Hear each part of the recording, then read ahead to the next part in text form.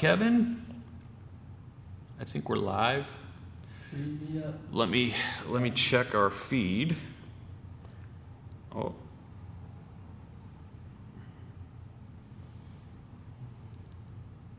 Close out of there.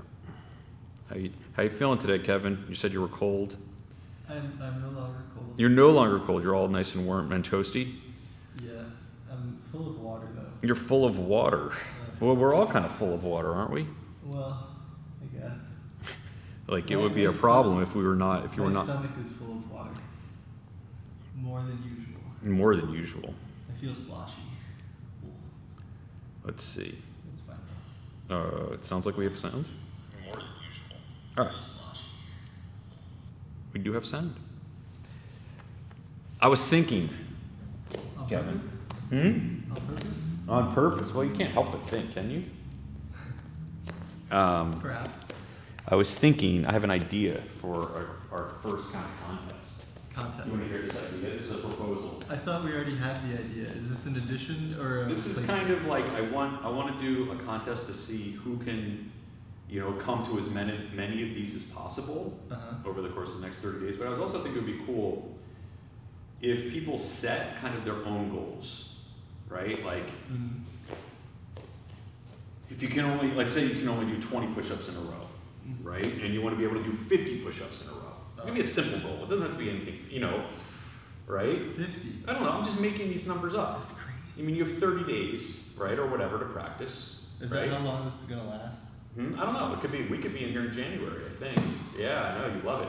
So my proposal is this. If you want to, anybody can partake in this, and this is why I like it. I want people to write down in the comments what their goal is, like where they are right now. So like pull-ups. Like right now I could probably do 6 or 7 decent pull-ups. But if I wanted to do, let's say, 10 pull-ups, then I would say I can do 5 or 6 or whatever it is, 1 pull-up, no pull-ups, and I want to be able at the end of this to do 10 good pull-ups, right? And then just write like how many a day you're going to do. And it doesn't, you could just be like, it doesn't have to be, like, you could just imagine, like, I'm going to do 10 pull-ups per day, not necessarily in a row, but I'm just going to keep doing pull-ups until I can do 10 pull-ups. You know what I mean? Like, So you set the goal, right? Yes. In this video. But you have to give me the baseline too. You have to say, like, this is where I'm at, right? This is the I can't do a single push-up. So I'm going to do, I'm going to do knee push-ups for 30. Do a single push-up? No, I'm saying, for example, just like let us know where you are, or if that's, like if you're shy about it, that's fine too, but at least set your goal, and it would be nice to say like what your baseline I is. feel like the more embarrassing your baseline, the better, right? It is, actually. You're gonna see the most improvement. But, so, goal and baseline for today, yeah? Yes. And then next video, they have to post their number for their... Yeah. Okay, so it has to be a daily... I just want to log in, people to log in, give us your results. If you miss a day of logging in, that's fine. I hope you don't miss a day of doing the workout, because that's the whole point, is to do something every day, like moving towards a goal. If you miss a day, just write a comment, in the comments. Then just write another, in the next comment, the next day video. So then, but all right, so it's a contest, right? Yes. So if 2 people set 2 different goals and they both meet the goals, do you choose based on the harder goal, or I'm inclined, given the relatively limited participation that we have right now, to say, if we could do either a lottery. What I'll say is, if there's more than like 5 people, then we'll do a lottery. But if we have 5 people who do it, I'll give every person a free gi. That's fair. Right? We should do. Or are we gonna check every day? Should we check like now and see if anyone commented, or should we check at the end and see? We could check at the end. And I know some people are not going to watch live, right? They're going to, hopefully, they'll, because I know Cameron, for example, was saying, because he asked me a question like, hey, is it all right if I do it in the morning instead of in the afternoon? I know people have different schedules. I'm not super, militant about you have to be with us at, 5:15 or whatever. Yeah. So whatever your schedule is, you pick your schedule. But the important thing is, to me, is that you set the goal, right? And then you hold yourself accountable. This is like a little David Goggins, like mini David exercise. Goggins is crazy. He is. Don't be David Goggins. Don't be, I mean, in a way, be David Goggins, but don't be, you know, don't never go full David Goggins. Don't be too crazy. Don't go too nuts, right? And make it reasonable, right? Like, you're not going to probably go from, you know, being able to do 20 push-ups to 200 push-ups. You know, it's good to have a nice aspirational goal, but try to keep it realistic. Because the whole point is to meet the goal, you know, by holding yourself accountable every day. You know? Is this going to transition into me having to set a goal? No. You've already reached all your goals. You've attained. Oh, that's even worse. I know you are satisfied with everything that you have accomplished. All that you have done in your life. Thanks for my goal today. I'll give you my goal, right? So I'm just, you know, like one of our goals that we said was we're going to do this every day, 5 days a week, and we were going to do a little workout, right? And so I was looking at the video last night. 'Cause I'm starting to edit them because they're kind of. I thought we were live streaming. We are, but they also save them on YouTube, so you can go back in and save the classes. I want to edit them just to like shorten them up a little bit. And we cut out the things I say. Yeah, like basically you're not going to be like you won't be in the video anymore, Kevin. And neither will I. I'll just like kind of transpose other people who are working out look much better than us, and far more articulate and whatever. But like yesterday, I was looking at the video and I was like, oh man, my push-ups are too fast. I'm not doing my push-ups properly in my own mind. I'm just kind of like, you know, it's the version of pull-ups where the guys just kind of pull, and they're just kind of I was like, I need to really slow down with my push-ups and like do them slowly. That's just like a weird little thing, but like I think it's easy to just kind of go really fast and a lot harder to go really slow. Here, yeah, hopefully this will look better on the video today. I look at it. You don't have to do my goals, Kevin. I mean, you could do clapping push-ups if you wanted to.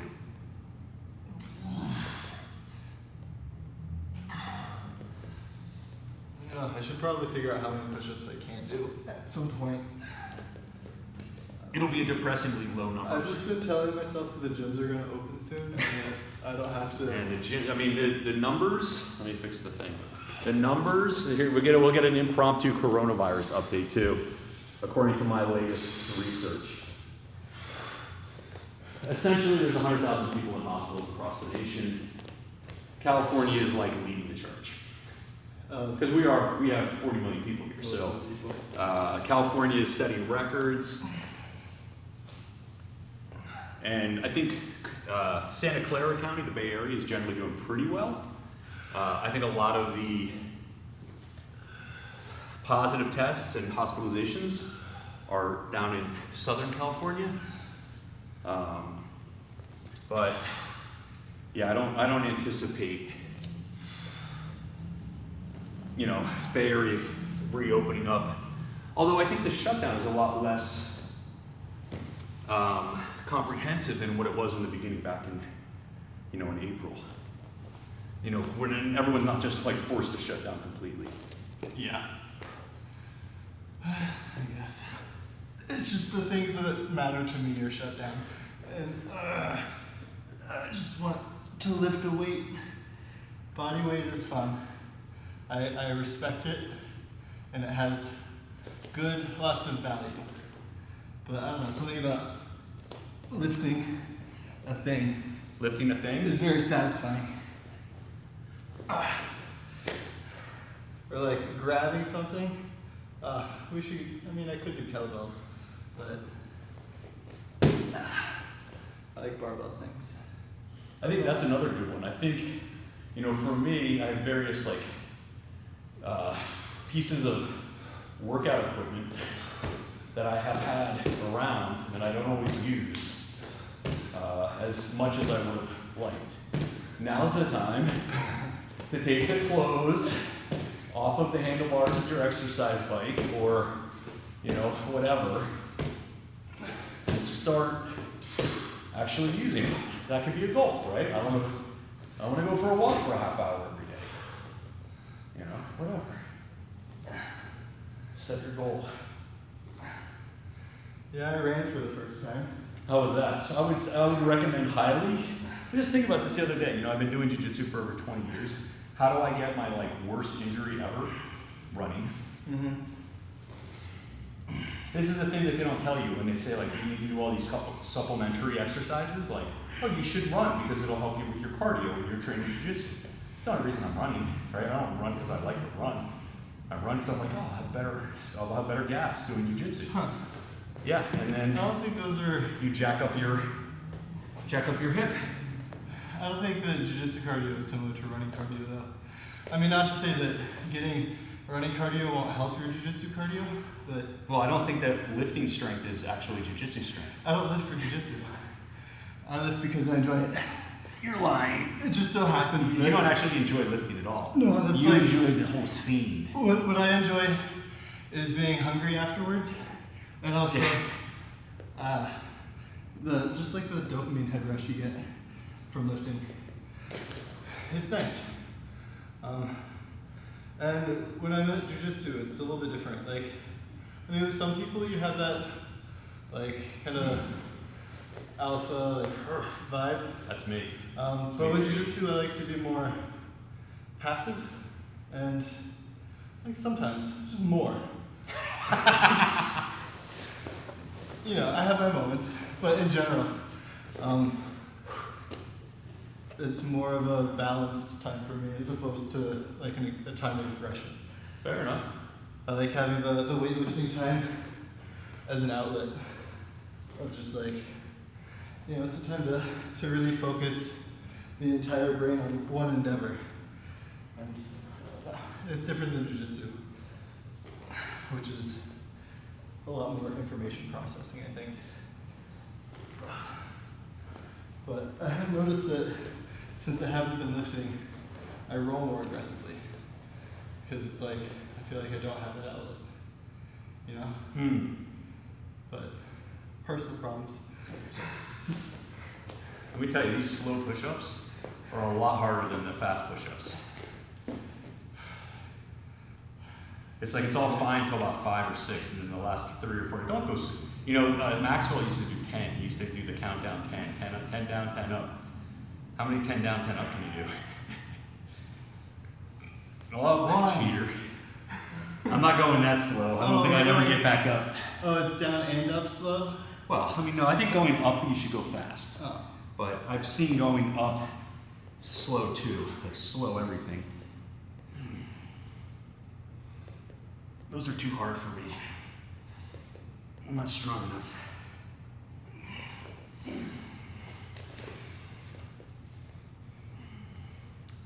And although we don't live for jiu-jitsu, it does help a lot. Especially like deadlifting and front squatting. Well, there's different lifting that is better for jiu-jitsu than. I think because like powerlifting, I think can be really good for jiu-jitsu, and Olympic lifting. But your typical bodybuilder lifting, I don't think is very helpful for jiu-jitsu. Like squat, deadlift, overhead press. And bicep curls. Curls for the girls, right? More plates, more dates. Is that how it works? No, it's. I like how bodybuilding they don't have like all guillotines. these sayings. Curls for the girls. Jiu-jitsu has sayings. Not like Yeah, corny cheesy like that. sayings. More plates, more dates. I've never heard that one. You seem more familiar with this. That's because I was watching that guy's video on Gordon Ryan. What else? Juice heads outing juice heads. Juice culture. I mean, why can't one just take steroids for the sake of taking steroids? Assuming that you can do it in an informed, consensual way. What is the ethical argument against it? The ethical argument for abusing your body? If you do it with the doctor's consent and permission and Oh, guidance, that's like medical. but like, okay, you have a medical professional on your team who has your best interest. Oh, but there's a difference between medical need and like some sort of amorphous, I guess not even amorphous, competitive need. No, like you want to take steroids and you want to do it safely.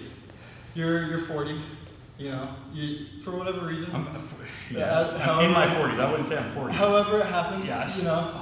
Are you trying to convince me to take some steroids? No, I'm just like, you know a guy, if you know a guy, is it morally reprehensible to do steroids just because you like the way that they affect your life? Is it morally reprehensible?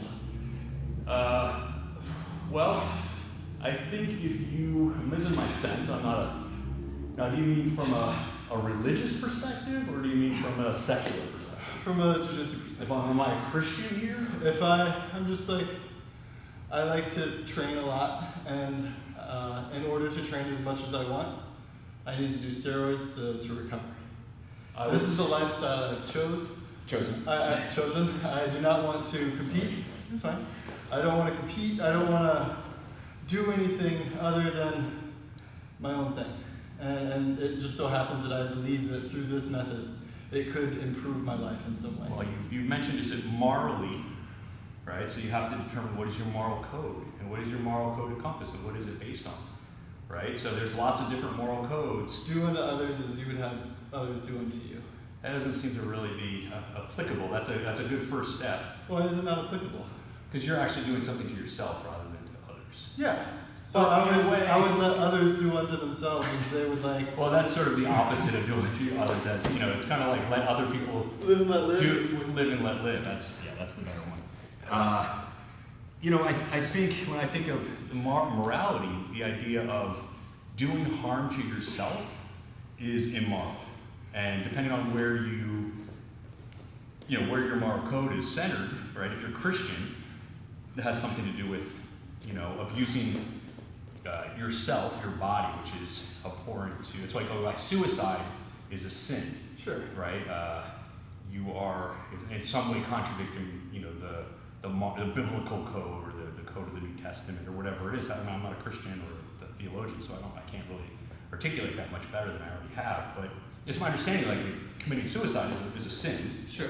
But right. This is not that. But also doing, abusing your body, like drinking too much or smoking too much or working out too much. Or anything that interferes with your, with your basic Christian duties or Christian. No, it's like not Christian.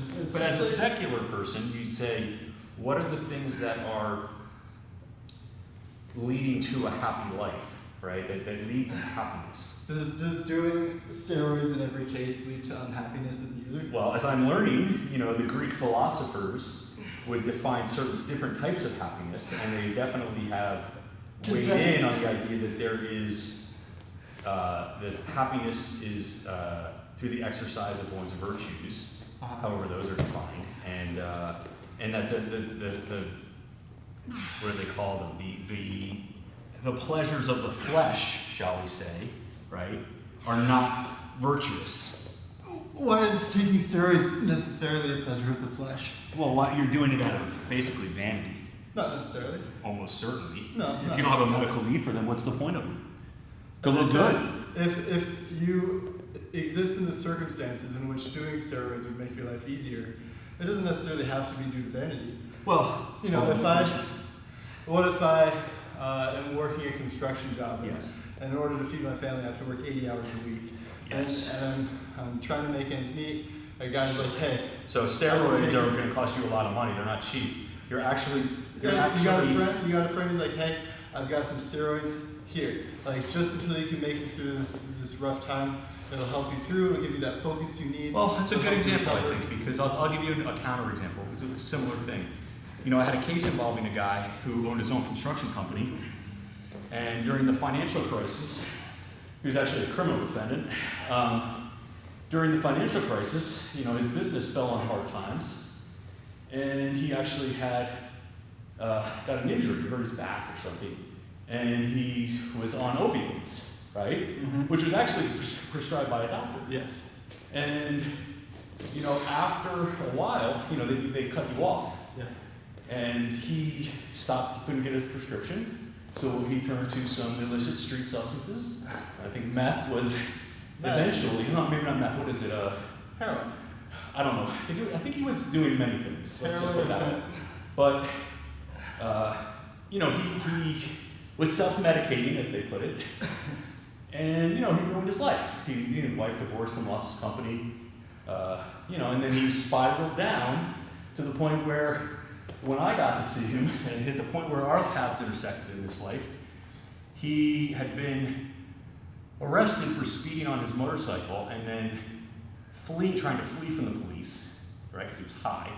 They caught him, and, needless to say, he's going to spend a significant amount of time in prison. So, correct me if I'm wrong, but doesn't that kind of take away from your argument that, it needs to have a medical professional involved because that would... Well, he did. This is actually, to me, it's an interesting twist because it starts off as what I would normally say is a good thing, right? A doctor is taking care of you and monitoring this, and but then as the medicine goes away, right, or as he loses whatever his health insurance or whatever happened to him, now he can't legally satisfy. Well, did he have the medical necessity now? He just couldn't afford it if he lost his insurance? What he did, and this is kind of leads to my ultimate point. At some point, you can perceive or actually have a medical reason or a good reason for something. But in the course of taking it, it transforms itself into an addiction. So why couldn't the opposite be true, where you don't have a medical need for it necessarily as prescribed by a doctor, but it could improve the conditions of your life instead of ruining them? Heroin, very easy to ruin a person's life. Steroids also could ruin your life, not as easily as heroin, I think. In my understanding of how each drug is impacted. I mean, I would say that the risks inherent in steroids, the medical risks of steroid use are definitely lower than the medical risks of opioids and heroin, right? Yes. I think that can't be. Well, I think both. If we don't have a steroid epidemic where people are dying in the streets because they're taking fentanyl or whatever. In both cases, both can be safe if overseen by a doctor. Both can be safe. Yes, both can be safe if overseen by a doctor, but that's not the circumstance that we're talking about. It can also be dangerous. But that's not what we're talking about. We're talking about individuals taking these drugs by themselves. Yeah, but I've also, my thought experiment or my proposition was, let's assume that it was overseen by a medical professional. So we can eliminate a lot of the just... Oh, I have a medical need for steroids, and so therefore... No, you just have a you're just saying it could be. Who knows what you can take your blood, you can get all the vitals that they need to make sure you're asking what the moral... Just right? as an I'm saying that if you have a legitimate medical need, that there's nothing immoral about taking medicine. What if That's my position. If you don't have a legitimate medical need to take anything, sure, it's probably immoral to take that substance. But I feel like that everyone acknowledges is inherently risky. I feel like the idea of a legitimate medical need is kind of blurry and would differ based on doctor to doctor. You can go to one doctor who would say, I think you need this thing. I think you have a range, but there's generally a standard, right? There's some sort of medical standard that the doctors will have to actually, and it's by its nature, these standards are not inflexible, right? All the time, doctors can take drugs that have been approved for some other use and use it for a non-approved, right? I mean, doctors have a great deal of discretion in what they prescribe to their patients. Yeah. But the point is that you have somebody who should know, right, what they're doing. Now, doctors are human, so they may have a profit motive, they may be incompetent, they may be, whatever. I'm not going to say doctors are perfect, but if you just look at the pure morality of something, to me, it's, is abusing your body moral or immoral is a question of what is your moral code. That's all I'm saying. I guess my thought is, I don't think it is immoral if one can mitigate the potential health consequences, which is doable. Well, as long as you're... doing your due diligence, right? As long as you're putting an effort to make sure you're not killing yourself. Personally, I think it should be a personal choice. It's all personal. but that's just for individuals who are not participating in competitions, international sporting events, et cetera, et cetera. Just this is what you want to do with your life, as long as you try not to hurt yourself or those around you. I mean, I think if you, I would also say, if you have family, or loved ones who depend upon you, right? Maybe not even depend upon you, they just love you, taking unnecessary risk with your health could be seen as immoral because you are effectively or potentially, interfering with those things. You know what I mean? Like if I take steroids and I get cancer or whatever else you can get, whatever the horrible, things you can get from steroid use or overuse or misuse. Like I'm taking a risk not just with my own personal health, but also with the happiness and well-being of my family or people who depend on me, or you know what I mean? Well, since I don't have any of those things, I think for me, people who love you, Kevin. Yeah, but like you have family.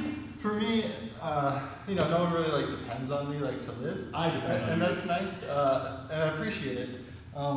But I guess my biggest objections to using steroids, at least like for my life, is because like I am in a position where other people look at me, and I want people to respect you. No, not respect. I want certain people, mostly kids, to do or act in a way that I act, at least when I'm in. You're setting an example. So yeah, like if part of my role in society is to set an example for other people, and I can't guarantee that those other people will take the same precautions that I will, then I shouldn't be the person to set that example. It's more of like a social morality, Yeah. right? Like the effect of my choices on, my students or the people who look up, like if you were a professional athlete, people who look up to you, Yeah. right? Your fans. And I think that's a big reason about why it's. I think that's another way of looking at questions of morality, is sort of that, not just the effect on you personally, but also the effect on other people around you, and the effect on your community, however you define that. That's fine. But like, would it also be good for the kids to see like this big yoked guy, and then Yes. just know that like that's what it could be like? But probably not. Kids, just try to find some qualified medical professionals to guide you in your journey. Just break your arm, and then some doctors will give you recovery steroids, like human growth hormone. I think throughout, with the people who have, my sense is that the people who have examined the question of the morality of like drug use and things like that, from a philosophical perspective, I haven't heard anybody say it is moral. They may say it's not immoral.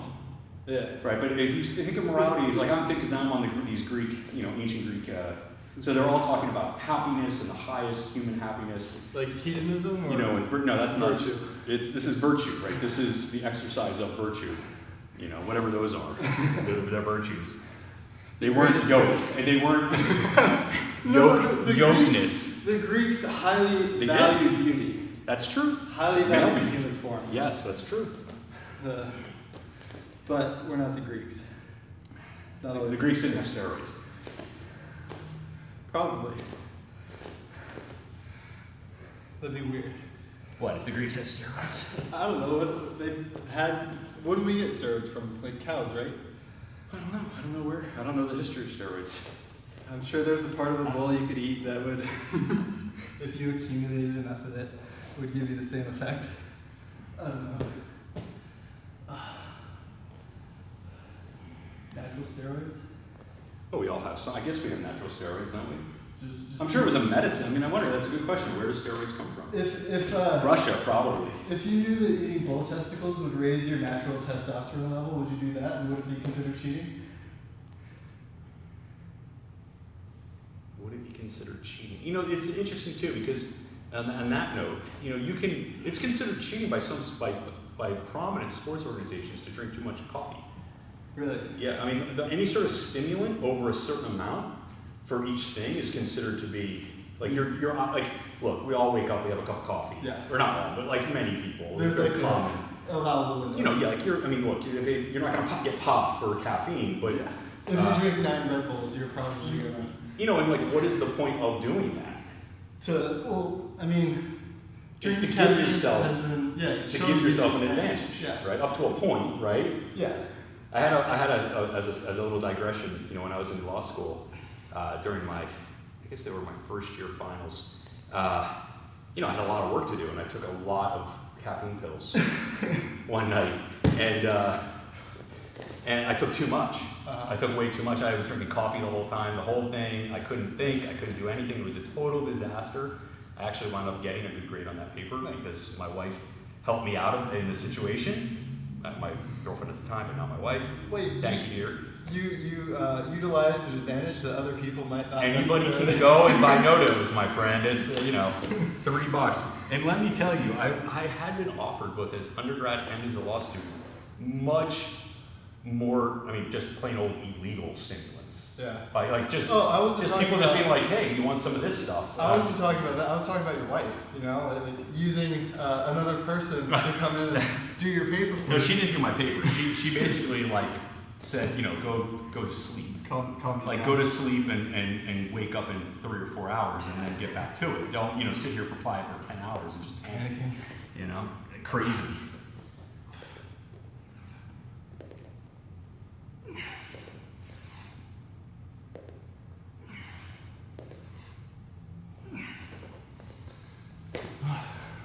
Goes to show you, if you want to make it in this professional world, get a wife.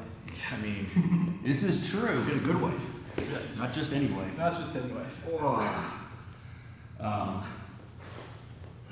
But yeah, I think anything can be, if you take enough of it, Yeah. could either be dangerous or Yeah. or give you an advantage. Well, that's my argument with steroids. Like, why not just take just a little bit?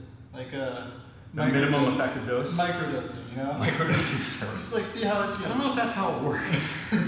Not sure. Maybe just goose up your own internal production. I don't know, just the tip.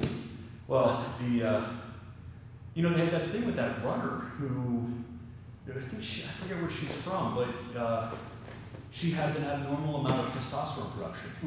And so she has much greater muscle mass. And I think she was just banned. She just lost her appeal. That's lame. And this isn't, she's not transgender, it's not, I'm not anti-transgender as much as a lot of other people. But this is not a transgender case. And, they wanted her to actually take testosterone reduction therapy.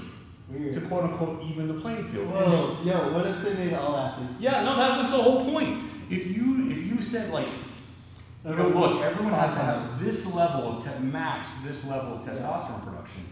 The levels I'm sure vary. It'd be so lame. It's kind of like NASCAR where they say your engine can only put out this much horsepower, or and it can only weigh this much, and we're gonna make it as fair as possible. Lame. So it is an interesting. Why? I hadn't even thought of that angle of it. Of why not just attack? Make everybody. Just set the standard. And where did they set the standard? I guess they must have an average female testosterone level and say you have to meet that. What we should do? We should go to the NBA and require all the players wear mittens, right? Because some people have bigger hands than others. Or that they have to all play on their knees. Oh, that'd be fun. I guess the Paralympics takes care of that because everyone's in a wheelchair. It's you got your torso height. That's I have a lot, to be honest, I have a lot more, not respect, but admirations for the Paralympics who are playing basketball. I played basketball on 2 legs, and let me tell you, I'm not as good as the people in those wheelchairs. That is hard. Making a shot without using your legs at all. Just be able to move around and dribble a ball, it's crazy. No, thank you. You gotta worry about crashing into people. Sounds exhausting. Although, I do like sports where you can just sit down whenever you want. That's why I like jiu-jitsu. Sports you can sit down, what? Wheelchair basketball. You have to. Whenever you want. The views that Kevin are expressing are not the views of Samurai BJJ Jiu-Jitsu. These are for entertainment purposes only. I apologize to anybody who might be offended. Go ahead. For jiu-jitsu, right? You can't make me stand up. If I get tired, I'm just gonna sit down. What are you gonna do about it? It's not gonna be any worse off for me. There are some people who I think could compel you to stand up. Who, if they got on top of you and they said, "Listen, I'm just gonna smash you until you stand up and take your throw like a man." No. No. No. Because Adolfo Vieira If I is don't- you better stand up or I'm just gonna grind my knee in your face. Okay, I'm gonna tap, I guess. No, he's not gonna respect your tap. Oh, stand up. That's not nice. I like that. Yeah, you can't make me stand. It's inevitable that we're going to the ground. Well, in Abu Especially Dhabi, if you're I not sit. allowed to pull guard. You'll lose the match. What do you mean, not allowed? You're not allowed. You can't pull guard in They the. DQ you immediately? No, they. So it's a strategic decision. It is, but it's one So I word. can do it. I don't know that anybody has actually won a match. Sure, but That like, way. still This is can't why make I- me stand up. You What's can, that? you can give me good reasons to, but you can't make me. You would rather lose than, No, just like, or potentially give up a huge advantage. if there's a chance that I don't want to stand, You You can. can't- You can. you can't- That's right. That's I true. can if I want, but That you is can't make true. me. That's true. What about an MMA where the refs can stand things back up? That's why I don't do MMA. Yeah, that's like the reason. That's because, no thank you. I would like to go down to the floor. We're gonna stay there the whole time. Because every time I've been injured, major injuries, Yeah, feet, yeah. everything. No, like I'm too old for that. No, thank you. Unless I'm feeling really confident, but Unless it's like somebody who you know. or yeah, like someone I'm really comfortable with. That's where you're gonna get hurt. Because usually it's like a lot of it is when you're not really. Sorry, in my experience, when I haven't been familiar with the other person's patterns and movements, and a lot of the times, especially in tournaments, I don't prioritize enough my own safety in the moment. Yeah. And so, because I understand this about myself, I try to avoid putting myself in that position, Mm. unless I'm like pretty confident. But usually tournaments I haven't rolled with the person a whole lot. Right. So So it's you, like, you have no. yeah, it's not worth the risk for me. The potential long-term damage is not worth the short-term Right. reward for me. Right. But that's just like my personal thing. But yeah, I don't know. And I like it because it's also, it allows me to feel comfortable where, I have my own personal boundaries and my own personal rules, and not just like you can't make me stand, but like you can't make me work harder than I want to work. You can't make me. Yeah, you can. Because if I just knee you and elbow you a couple times by accident, No, but that's you're probably still- going to work a lot harder than what you. But that's still, I you're mean, going to be mad.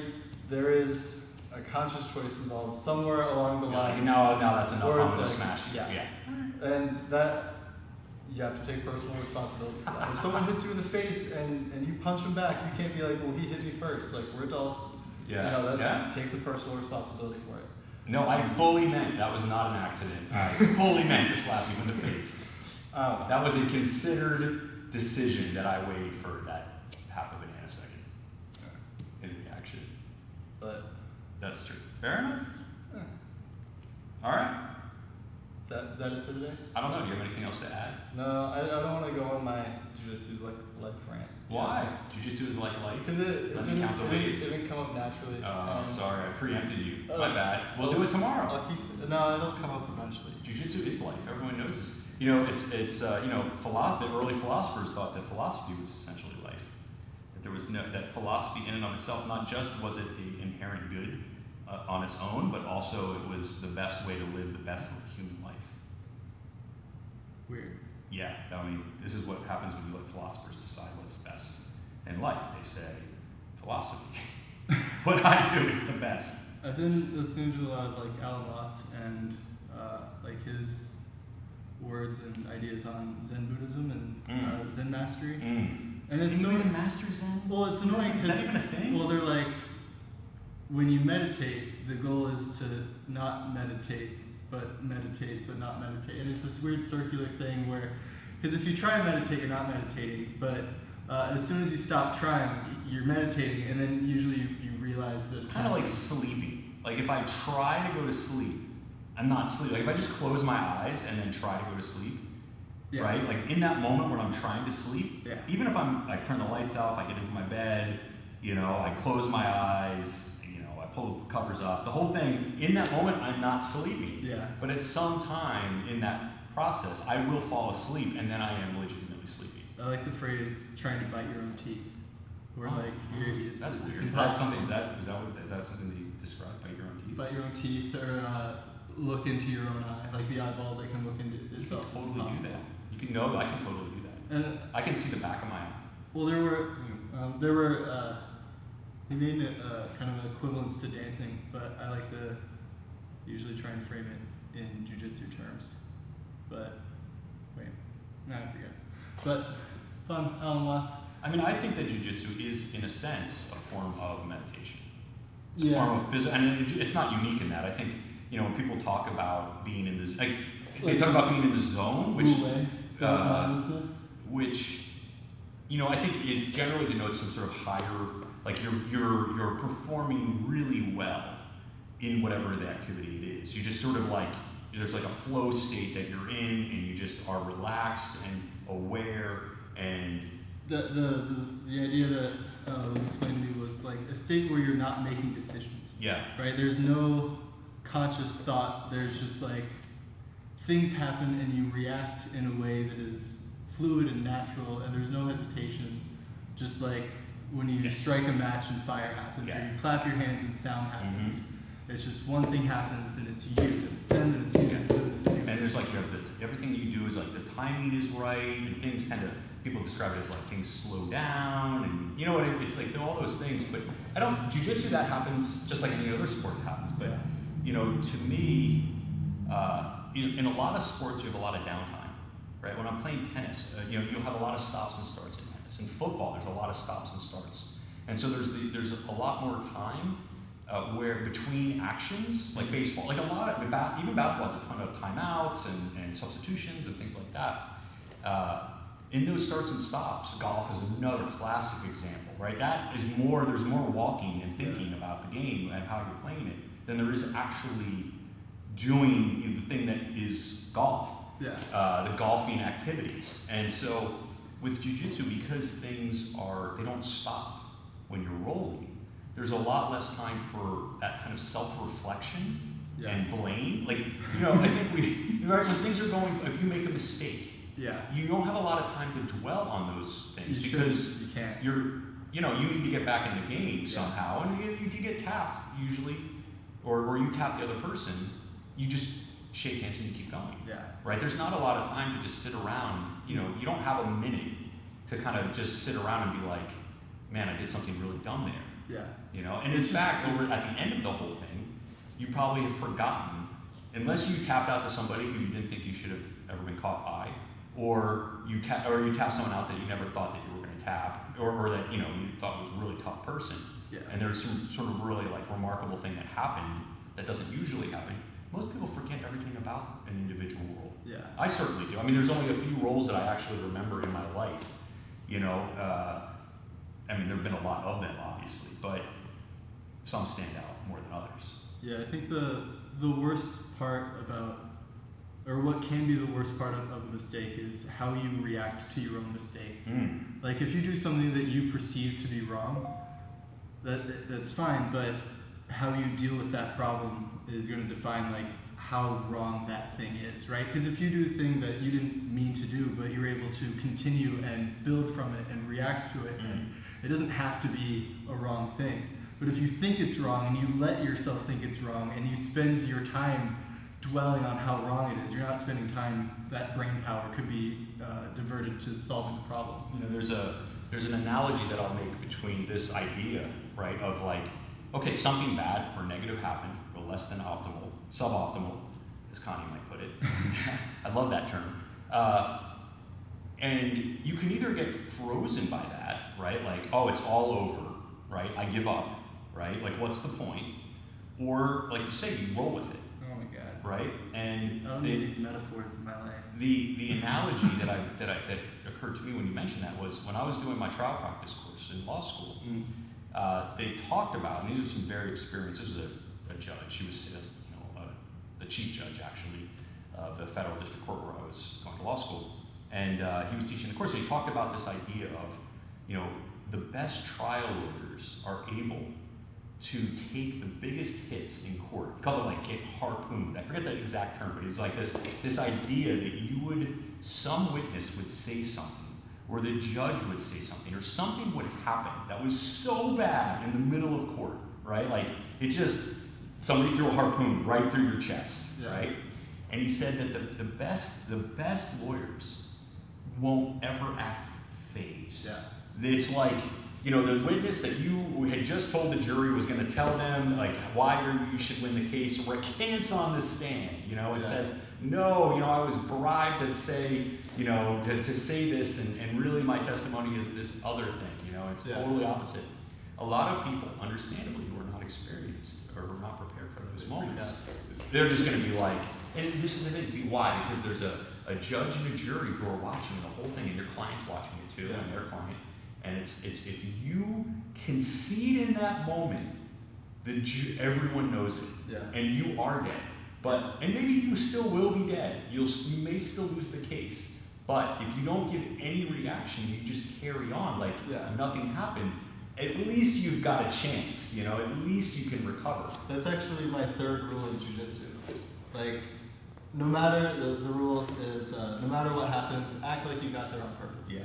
Right? Like no matter what happens, if they do a thing that you think is super slick, like, oh, I knew that was happening. I planned it. Like even if it's just like sarcastically, right. just like having that tone of like, everything's fine. Being unflappable. Yeah. It's never let them see you sweat. Yeah. Is the old because like once commercial. Once a person, especially like a person who likes training jiu-jitsu a lot, like once they feel that weakness or they sense they smell the blood. Yeah, it's like blood in the water. And you're only gonna make things worse if you give off the panic or the fear, the scent of fear, or confusion. I like to listen to people's breathing. Yeah, and the heartbeats and when they start like. But you can feel like you have a sense. This is like it's a weird thing about jiu-jitsu. It's like you're so connected to your training partner that if you pay attention, you can learn a lot. Yeah. And so the breathing or the failure to breathe, you can tell. I can tell when people are freaking out for sure. There's a rigidity to their body. Yeah. There's almost like an involuntary panicky kind of feel. That's when you put your stomach right on their face.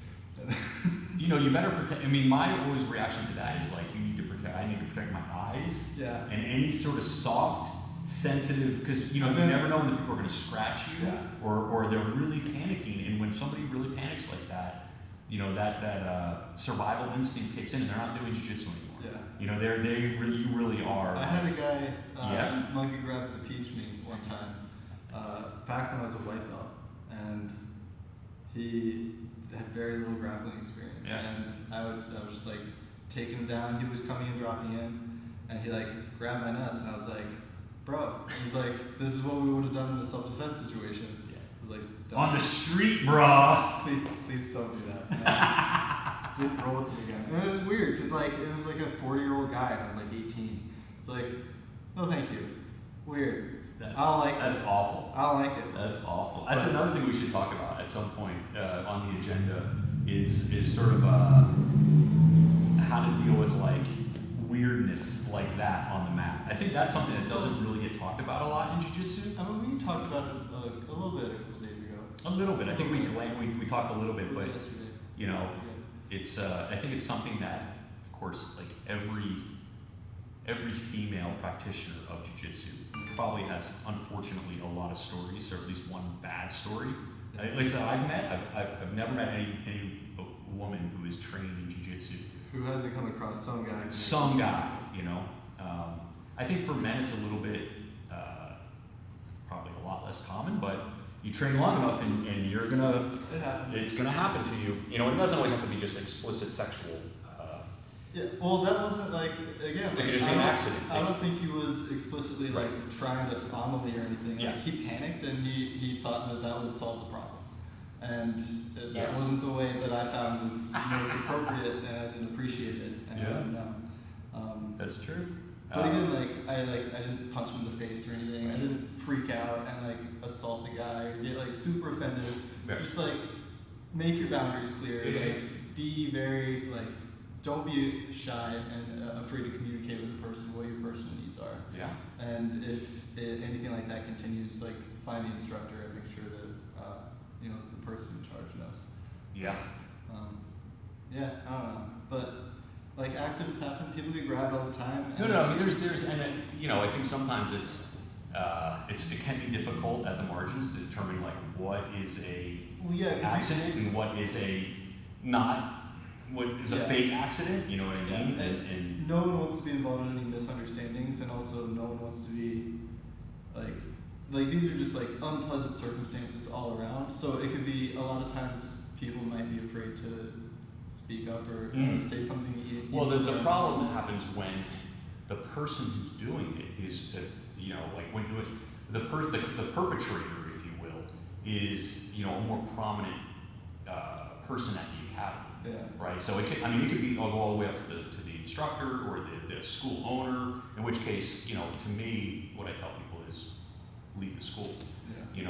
And I hate to say that, that shouldn't be the solution, but if you're in a situation where it's the instructor or like one of the top students or a senior person, and you're just never that's gonna be a very toxic environment no matter how that plays out, unless the owner or the head instructor is someone who's a really upstanding person who knows what to do and how to do the right thing.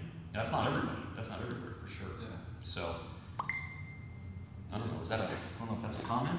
Maybe. Did you turn the notifications on for comments? Oh, I did? I didn't expect That was a the big conversation to get so dark. No, that was K-pop. Nice. Because I bought something while we were sitting here talking. Just automatic payments. All right. Well, guys, remember, in the comments, give me your goals. Right? Goals. The goals. Oh, should I set a goal? Tomorrow, we should figure out how many push-ups we can do. Like in a row? Yeah, like at once. Oh, man, you can do that. Alright, just remind me. I think, you know what, that's actually not a bad idea. Maybe I'll do it too. I mean, my goal is just to do this every day. Yeah. And I think I'm not sure how, the one last time we made it explicit, but like I want to have, like, last week we did, 3 sets? We do more sets than what we're doing anyway, but the baseline is, 3 sets and then 4 sets, and then next week I want to do 5 sets. And we did 5 or 6 sets, or probably more today. I didn't keep count. I'm bad at counting. We'll have to. We should get like a whiteboard. Here's an interesting thing. In science, the whole. In the whole of science. There's a body of research that talks about, like, if you live an essentially sedentary life, which the vast majority of Americans do. It's the American dream. You spend like 6-8 hours in a chair or on a couch, even if that's your desk. They researched how much exercise you need, because like sitting and doing nothing, or just typing, is terrible for you, right? And then usually you're eating something and you're drinking. That sounds amazing. Yeah, it's great.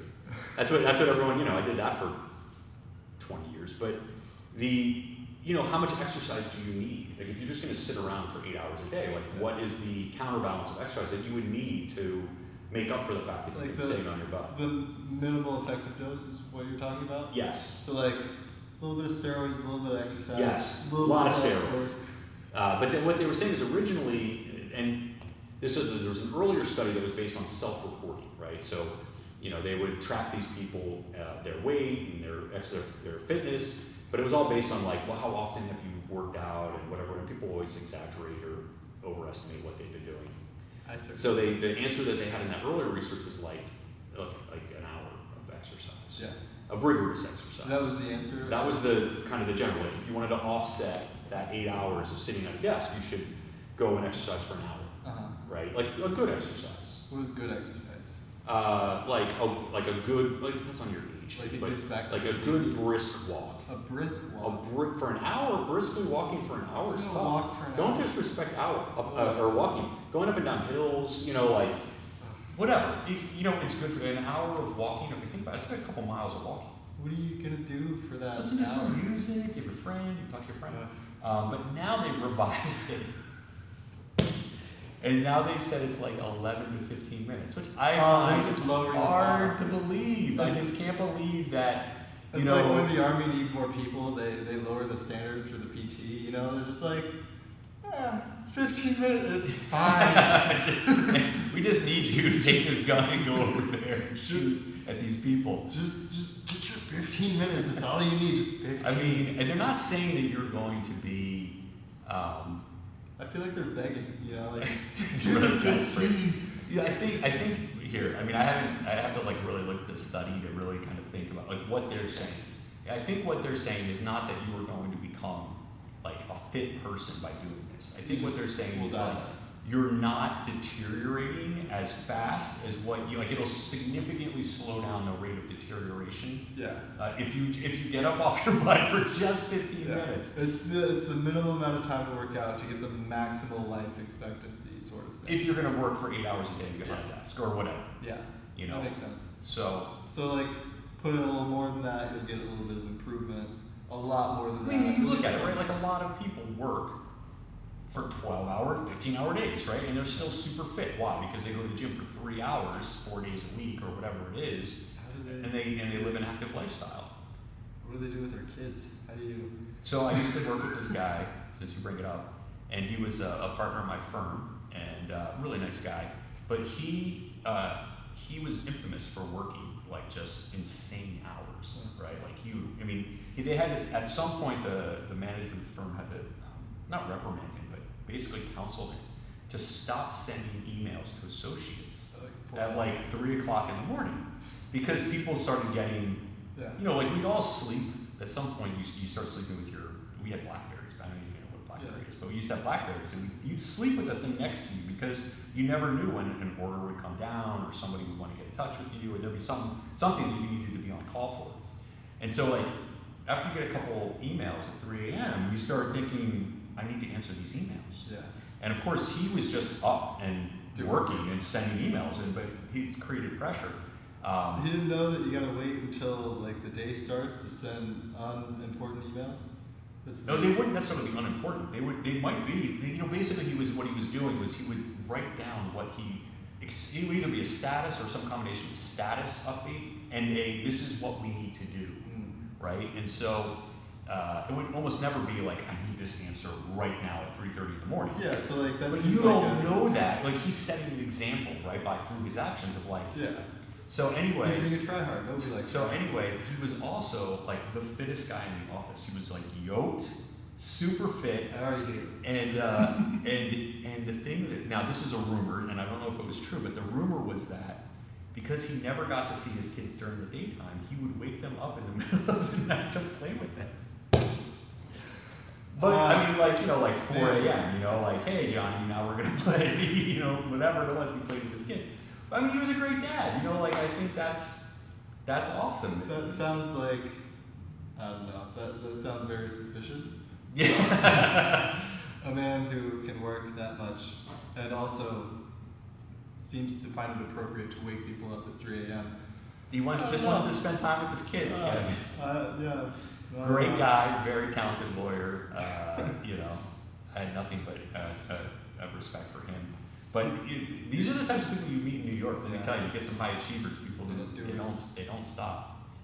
They don't stop. It's crazy. So anyway, I don't know how we got onto that topic, but 15 minutes a day. Minimal. At least this is our 15 minutes. Like we've been on here for an hour. Maximum is?